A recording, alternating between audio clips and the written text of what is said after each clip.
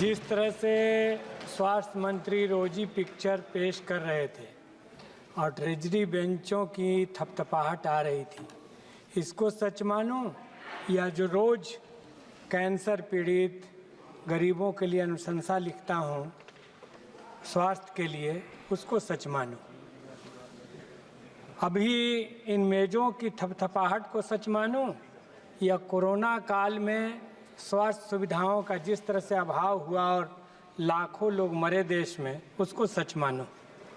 इसलिए थोड़ा सा कंफ्यूज हो गया हूं कि क्या सच है। हमें अपनी पीठ थपथपाने की आदत से बचना होगा और सच बात है कि बड़े पैमाने पर अभी स्वास्थ्य की दिशा में काम करना है।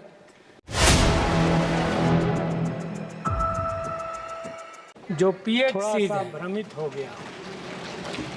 जिस तरह से स्वास्थ्य मंत्री रोजी पिक्चर पेश कर रहे थे और ट्रेजरी बेंचों की थपथपाहट आ रही थी, इसको सच मानूं या जो रोज़ कैंसर पीड़ित गरीबों के लिए अनुशंसा लिखता हूं स्वास्थ्य के लिए, उसको सच मानूं। अभी इन मेज़ों की थपथपाहट को सच मानूं या कोरोना काल में स्वास्थ्य सुविधाओं का जिस तरह से अभाव हुआ और लाखों लोग मरे देश में, उसको सच मानूं। इसलिए थोड़ा सा कंफ्यूज हो गया हूं कि क्या सच है। हमें अपनी पीठ थपथपाने की आदत से बचना होगा और सच बात है कि बड़े पैमाने पर अभी स्वास्थ्य की दिशा में काम करना है।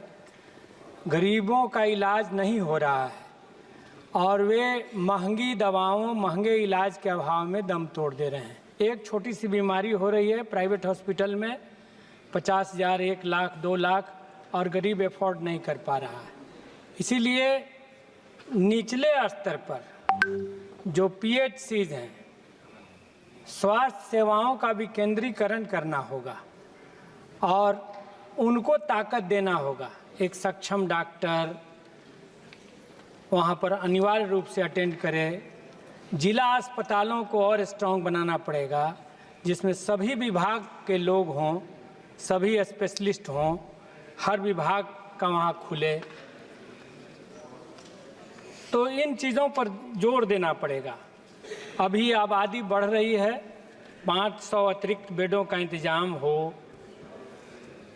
और हम ये कहना चाहेंगे कि हार्ट और किडनी की बीमारी का जिलों में इलाज हो। इससे ऊपर में जो महानगरों में बड़े अस्पताल हैं, उन पर जो लोड बढ़ जा रहा है, उससे भी निजात मिलेगा। और मॉड्यूलर ओटी, मॉड्यूलर आईटी, आई का ओटी, आधुनिक मशीनें, ये निचले स्तर पर बहाल करने की ज़रूरत है। बिहार में जो सघन आबादी है और जिस तरह से दिल्ली एम्स पर आज भी बिहार के मरीजों की बड़ी तादाद आती है। दरभंगा में एम्स की घोषणा हुई लेकिन आज तक वो पूरा नहीं हुआ, चालू नहीं हुआ। इसके साथ साथ हम ये मांग करेंगे कि गया में, पूर्णिया में, रोहतास ज़िले में, शाहाबाद में एक एम्स बने।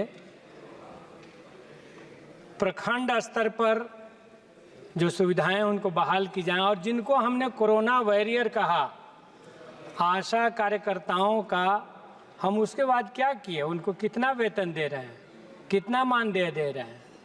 तो केवल इस तरह से मत करिए। जो निचले स्तर पर दिन रात मेहनत करते हैं उनका मानदेय बढ़ाइए कि उनकी काम में रुचि बढ़े और निचले स्तर के जो स्वास्थ्य कर्मी हैं उनके बूते स्वास्थ्य सिस्टम चल रहा है। तो आप नर्सों का, आशा कार्यकर्ताओं का, इनका मानदेय बढ़ाइए। डेहरी में, दाऊदनगर में, हसपुरा में, हमारे क्षेत्र में हॉस्पिटल्स हैं लेकिन वहाँ भी डॉक्टरों का अभाव, अन्य सुविधाओं का अभाव हम देखते हैं। तो उनको आप दूर करें। आरा जो हॉस्पिटल है, माननीय सांसद हमारे दल के बगल में बैठे हैं, चारों ओर नाला है, अब पानी निकलता नहीं है, अस्पताल डूब जाता है। और अधिकांश जगह पर अस्पताल, पता नहीं क्या ये बनाया गया है इस ढंग से कि अस्पताल नीचे में जल जमाव का वो अक्सर शिकार होता है। नालंदा मेडिकल कॉलेज का भी यही हाल हम देखते हैं पटना में, बारिश होती है डूब जाता है अस्पताल। मतलब खाट पर ऊपर में बेड पर मरीज हैं और नीचे पानी भरा हुआ है, तो ये नॉन हाइजेनिक भी है। तो एक ऊपर से बड़ा, जब हम बजट की बात कर रहे हैं, हेवी बजट दे रहे हैं, तो इस पर मॉनिटरिंग भी ज़रूरी है। और मैं यही कहूँगा कि स्वास्थ्य विभाग अपना पीठ ठोकने के ज़्यादा इन चीज़ों पर ध्यान दे। निजी अस्पतालों पर जाहिर सी बात है, हम सरकारी अस्पतालों में सुविधा बढ़ाएंगे तो निजी पर लोड घटेगा, और इन पर हम अधिक से अधिक जोर बढ़ाएं। कृपया समाप्त कीजिएगा।